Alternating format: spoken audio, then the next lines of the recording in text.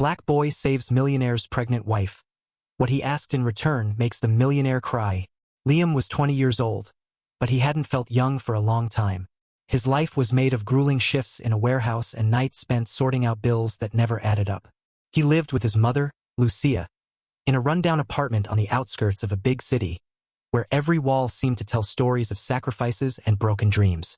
She had worked all her life, often more than necessary, between cleaning offices and endless evenings in a neighborhood bar. But despite all their efforts, money was never enough.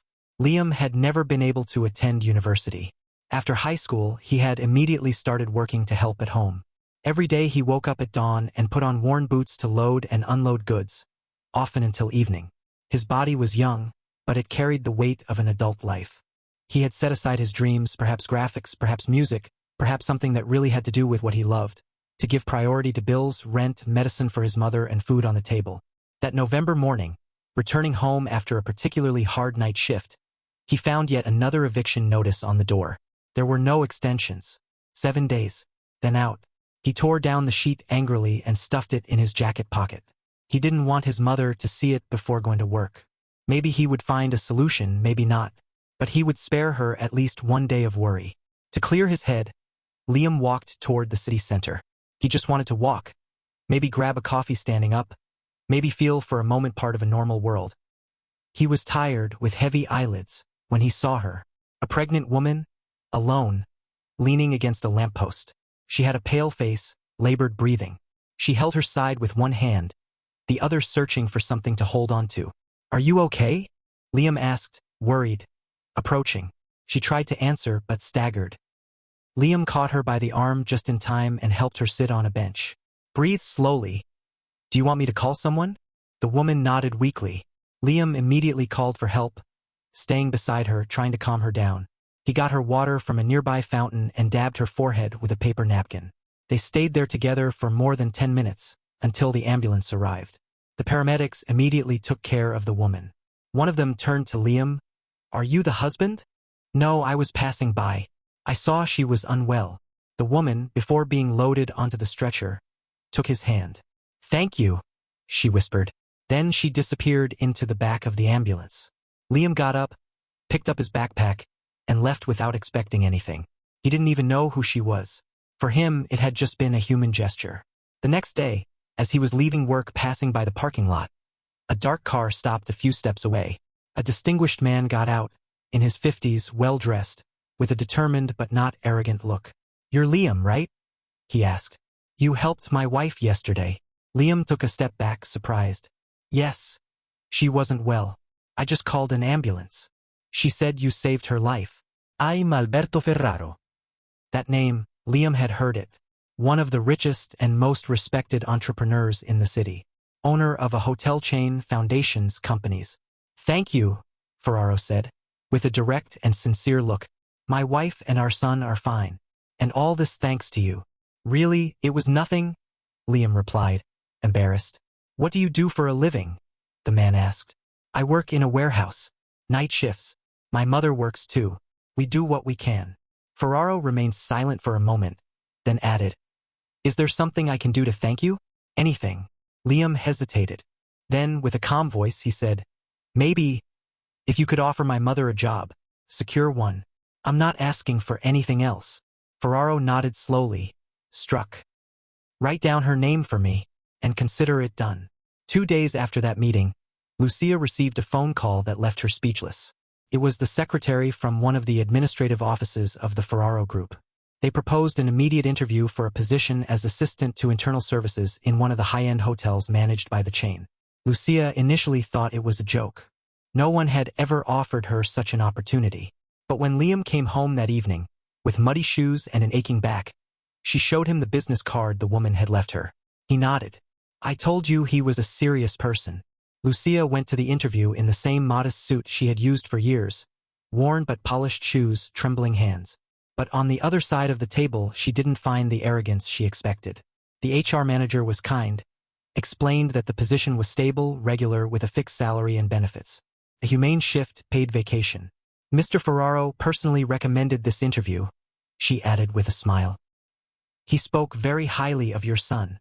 Lucia was hired that same day. When Liam found out, he remained silent for a few seconds. Then he hugged her tight, tighter than he ever had. Neither of them had cried, not really, in years. But that evening they sat on the rickety couch and shared a simple meal with a gratitude that warmed more than the soup. The following weeks brought a silent but tangible relief. The eviction notice was cancelled. Lucia managed to cover the back payments. At the end of the month, the first real paycheck in years arrived. No humiliation, no under-the-table payment, no inhumane hours. Liam felt lighter even if he never showed it openly. He still had his warehouse job, but the weight on his shoulders had become more bearable. One afternoon, as he was leaving his shift, he found Ferraro's dark car waiting for him. The window rolled down. "Do you have a minute?" Liam got in with a mix of curiosity and tension. The car moved slowly through traffic. "Your mother is an extraordinary woman," Ferraro said. "Serious, humble, respectful. Exactly the kind of people we need." Liam smiled. "I've always told her that, but she's never believed me. And you? Have you ever thought about studying?" The man suddenly asked. Liam looked at him with an expression between perplexed and incredulous. "Sure, I thought about it. But thinking isn't enough. You have to be able to afford it." Ferraro nodded. "You have talent, intelligence, and above all you acted with altruism, when you could have ignored everything. My foundation awards several special scholarships every year, without obligations, without publicity. We call them, for those who make a difference when no one is watching. I'd like you to be one of the recipients." Liam lowered his gaze. It was too much to believe, too much to accept. "Give me a few days to think about it," he said quietly.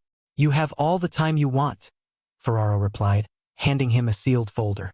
"Inside is the regulation, the available courses, and the details. The only condition. If you accept, you must commit all the way." Liam got out of the car a few blocks later, still dazed. That sheet in his hands almost burned. He wasn't used to receiving offers. Only rejections, doors slammed in his face, broken promises. That night he didn't sleep. He thought about all the things he had always wanted to do. Draw, create, study visual communication. Build something of his own with his mind and not just with his hands. But then he also thought about responsibility, fatigue, the fear of failing. It was his mother, as always, who understood him even before he spoke. Sitting next to him, with a hot coffee and a look full of affection, she only said, "Try, even just to see what happens. You're stronger than you think, Liam." And so it was that, a few days later, Liam signed the acceptance of the scholarship. He didn't know where that step would lead him, but for the first time in a long time, he had the feeling that the future was no longer a condemnation. The first day of class, Liam felt like a stranger in unknown territory. The institute was elegant, modern, full of students with designer backpacks and confident voices. Every detail reminded him that he didn't belong to that world. His backpack was worn, his jeans faded, and inside his mind he carried scars that no one there seemed to know. He entered the classroom in silence, sitting in the back, hoping no one would notice him. The professors were stimulating, passionate, but every word he heard seemed too difficult, too fast, as if the time he had spent away from school desks had created an impossible chasm to bridge. At the exit, the others talked about trips, art exhibitions, weekends abroad. Liam lowered his gaze, with the feeling of having ended up in a movie where he had no role. But he didn't give up. Every day he woke up early, still worked part-time in the warehouse on weekends, came home and studied until his eyes closed. Not for competition, but for respect. For the trust he had been given. For his mother, who greeted him every morning with a smile full of pride. For himself, for that child who once dreamed of a different world. After a few weeks, something began to change. A classmate, Davide, asked his opinion on a graphic project. Then another girl, Julia, complimented him on one of his presentations. Liam began to respond, to speak, to slowly come out of his shell. It was Davide one day who invited him to a cultural evening. "You're not obligated, but we'd like to have you." Liam accepted almost as a challenge. He felt out of place the whole time, but something inside him had moved. A part that wanted to learn to be among others without feeling wrong. Weeks turned into months. Liam began to get good results, to stand out in projects, to receive sincere encouragement from teachers. His gaze changed. The weight he carried on his shoulders was distributed better, as if the effort was finally beginning to be worth something. Every Sunday he had lunch with his mother. They talked, laughed, listened to each other. Lucia seemed rejuvenated. She liked the job, had found new colleagues, and sometimes brought home small gifts for Liam. A new sweatshirt, a water bottle, a book she thought he might like. It wasn't so much the value of the objects, as the fact that finally there was room to think about what felt good too. Ferraro checked in every now and then. A message, a call, a question about how things were going. He never invaded, but he was present. And when he met him, Liam looked at him with sincere respect. Not as a benefactor, but as a man who had known how to see beyond appearance, and who, perhaps, believed in him more than he himself ever had. Yet, insecurities hadn't completely disappeared. There were days when Liam still felt like an imposter, when a wrong joke or an indifferent look was enough to make him fall into old doubts. But this time there was something to support him. Determination, experience. The people who had seen him, really. One day, the graphic design professor called him at the end of class. "You have talent, Liam. You have something that can't be taught. Are you thinking about an internship?" Liam was speechless. Until a few months before, he would never have thought that someone would speak to him like that. Now, someone was asking him what he wanted to become. And for the first time, it wasn't a question that scared him. It was an open door. Just over a year passed since that first day of class. Yet, for Liam, it seemed like a lifetime. The boy who entered the classroom with his head down and hands in his pockets had become a determined young man, with a solid portfolio and increasingly brilliant ideas. His name was starting to circulate in the school corridors, not as the new one, but as the good one. When the opportunity for an internship at an important international design studio arrived, Liam was among the first candidates proposed by the teacher. He was chosen. 2 months later, he found himself in a real creative team, working on projects that came to life in shop windows, magazines, and real websites. They treated him as an equal, not as a boy to pity but as a resource. Liam finally felt part of something. Not just a group but his own life. He was building it. And as his confidence grew, so did his desire to give back. One evening, during a dinner with Alberto Ferraro, the man asked him, "And now? What's your next step?" Liam thought about it for a moment, then answered clearly, "I want to finish my studies, but after, I want to create something that gives space to those who don't have it. A workshop, a school, a place where kids like me can learn and believe, like someone did with me." Alberto smiled. "That sounds like an excellent plan. When you're ready, I'll be there." Meanwhile, everything had changed at home too. Lucia had gotten a promotion. She now managed a small group of employees and, every now and then, also gave work to single mothers or women in difficulty. She always said that an outstretched hand, if sincere, changes more than 1,000 words.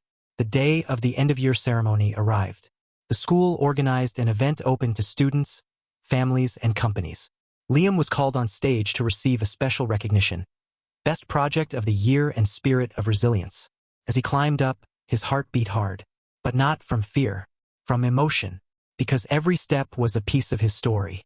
"I didn't think I'd ever be here," he said into the microphone, looking at the crowded hall. "I grew up believing my place was only on the margins, until someone looked at me and said, 'You can.' And I, slowly, started to believe it." The audience applauded. But the best part came after, when he came down from the stage and found his mother waiting for him with tears in her eyes. "You've always been this. Now everyone sees it." In the following months, Liam completed his academic path with top grades. But he never forgot the promise made. He began collaborating with a youth foundation, designing free courses for young people who, like him, came from fragile families or forgotten neighborhoods. He designed the project logo himself, a staircase made of books, with a simple inscription underneath, "You can do it, really." The first day of the course, among the participants was a boy who reminded him of himself. Worn t-shirt, distrustful look, but eyes full of questions. Liam approached and told him, "If you're here, you're already halfway there." He no longer needed confirmation. He had built something that would never be taken from him. A direction, a dignity, an inner home. He had managed to transform pain into strength, fatigue into value, darkness into vision. And every time he came home, he found Lucia sitting with a cup of tea, ready to listen to his stories. They laughed, remembered, marveled together at how far they had come. One evening, Liam stared at the wall of his room, where he had hung an old faded photo. Him and his mother on a bench in a particularly hard winter. Next to it, he had framed a copy of the scholarship contract. And underneath, a post-it with a handwritten phrase. A small gesture can save a life, even yours.